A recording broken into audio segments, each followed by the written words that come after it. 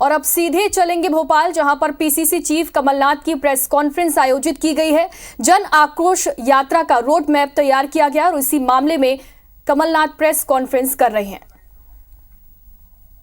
होती रहती है, पर ये इन सब की सुरजेवाला जी, मैं आपको एक बात बताना चाहता हूँ। इन सब की बहुत बड़ी शिकायत रहती है मेरे से कि मैं मीडिया को ज्यादा समय नहीं देता। ये बात सही है कि ये मैंने शिवराज सिंह जी के ऊपर को छोड़ा हुआ है, ये डिपार्टमेंट, कि वो टेलीविजन और मीडिया की राजनीति में बहुत विश्वास रखते हैं। मैं कार्य हुए इस पर विश्वास रखता हूं। सुरजेवाला जी की बात आपने सुनी, ये बड़ी मेहनत से यहाँ लगे हुए हैं और लगभग पूरा समय यहाँ चुनाव तक काटेंगे। इससे मुझे बड़ी राहत मिलेगी। एक राहत तो ये मिलेगी, अब आपको जब भी कोई बात करनी है आप सुरजेवाला जी से बात करिएगा, मेरे पास मत आइएगा। मुझे छूट दीजिए कि मैं प्रदेश में दौरा करूं, प्रदेश की रणनीति बनाऊं, तो आप सबको बहुत सुविधा हो जाएगी कि रणदीप सुरजेवाला जी आपके लिए उपलब्ध होंगे। अभी आपने सुनी बात, ये आपके लिए कोई नई बात नहीं। मध्य प्रदेश की क्या तस्वीर है हमारे सामने, मध्य प्रदेश क्या क्या हाल है, ये आप सबके लिए कोई नई बात नहीं है। शायद बहुत सारी चीजें हैं जो आप जानते हैं और हमने उनका जिक्र नहीं किया, पर मध्य प्रदेश की सबसे बड़ी चुनौती क्या है? सबसे बड़ी चुनौती हमारे बेरोजगार नौजवान हैं। यही नौजवान जो मध्य प्रदेश का निर्माण करेंगे भविष्य में। अगर इनका ही भविष्य अंधेरे में रहा तो कैसा निर्माण होगा मध्य प्रदेश का? आज के नौजवान और 20 साल पहले के नौजवान में बहुत अंतर है। आज का नौजवान जो गांव से गया, उसने बीटेक कर ली, एमबीए कर लिया और आज बेरोजगार घूम रहा है, वो ना गांव का रहा ना शहर का रहा। गांव में उसका मजाक उड़ाया जाता है। बीटेक कर लिया पर रोजगार नहीं मिलता। बहुत सारे कारण हैं जो रोजगार नहीं मिलता, मौके नहीं मिलते, पर ये एक बहुत बड़ी समस्या है। कई जाके इंटरव्यू में फेल हो जाते हैं। मैं प्रैक्टिकल बात आपको बता रहा हूं। इंटरव्यू में फेल हो जाते हैं क्योंकि उनको इंटरव्यू देने की ट्रेनिंग नहीं है। इंटरव्यू देने की भी एक स्किल होती है, ये हम कभी समझते नहीं है, क्योंकि मैंने बहुतों, पता नहीं हजारों की मैं चर्चा करके इंटरव्यू के लिए भिजवाता हूँ। वो मेरे लिए ले आते हैं, उसका जवाब क्या थे, कहते हैं ये उसके जवाब थे।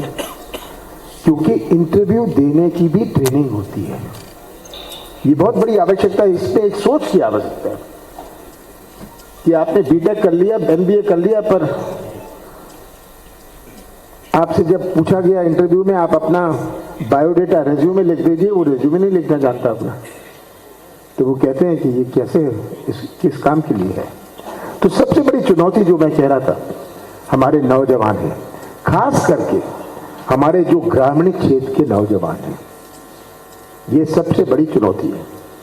मध्य प्रदेश एक ग्रामीण प्रदेश है, यहां कृषि प्रदेश है।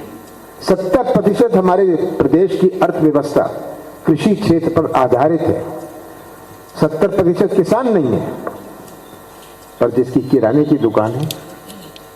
हमारी आर्थिक गतिविधि, हमारे प्रदेश की इकोनॉमी इनफॉर्मल इकोनॉमी से चलती है। जिसकी छोटी दुकानें हैं वो कोई जीडीपी में इनकी गिनती नहीं होती, पर आर्थिक गतिविधि में इनकी गिनती होती है, जिसकी किराने की दुकान है। तो कृषि क्षेत्र की चुनौती हमारे लिए सबसे बड़ी चुनौती है, और ये कांग्रेस ने पहचाना था। कांग्रेस ने पहचाना था। और एक मैं बात कहना चाहता हूं जो आप लोग को शायद याद ना हो, 47 से 69 तक कांग्रेस का चुनाव चिन्ह क्या था? बैल जोड़ी, 2 बैल जोड़ी, याद है? कांग्रेस का चुनाव चिन्ह था। 69 से लेकर 77 तक कांग्रेस का चुनाव चिन्ह क्या था? जो हमने चुना था। जब ये चुनाव चिन्ह 69 तक रहा, हमने इसको नहीं बदला, चुनाव आयोग ने बदला, इसको फ्रीज किया। तब हमको जब सेलेक्ट करना पड़ा, हमने क्या सेलेक्ट किया? गाय बछड़ा, ये हमारा चुनाव चिन्ह था। इसके बाद जब ये फ्रीज हुआ 77 के बाद, हमने हाथ का पंजा चुना। ये इतिहास चुनाव चिन्ह का भी बहुत महत्वपूर्ण इतिहास है। 2 बैल जोड़ी माने खेती किसान, ग्रामीण भारतीय संस्कृति, गाय बछड़ा हमारी गौ माता, हमारे ग्रामीण भारतीय संस्कृति, और हाथ जो आज का भी हमारा चुनाव चिन्ह है, क्रम राष्ट्रीय एकता भारतीय संस्कृति। हमें जब पूछते हैं, मैं तो कहता हूं हर पार्टी का एक डीएनए भी होता है, हर व्यक्ति का डीएनए होता है, और एक पार्टी का भी डीएनए होता है। ये है कांग्रेस का डीएनए, और यही हमें समझना है।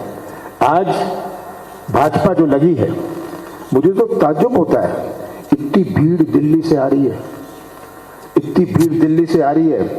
भाजपा को अपने 15 साल के मुख्यमंत्री के नाम पर वोट मांगने में शर्म क्यों आ रही है?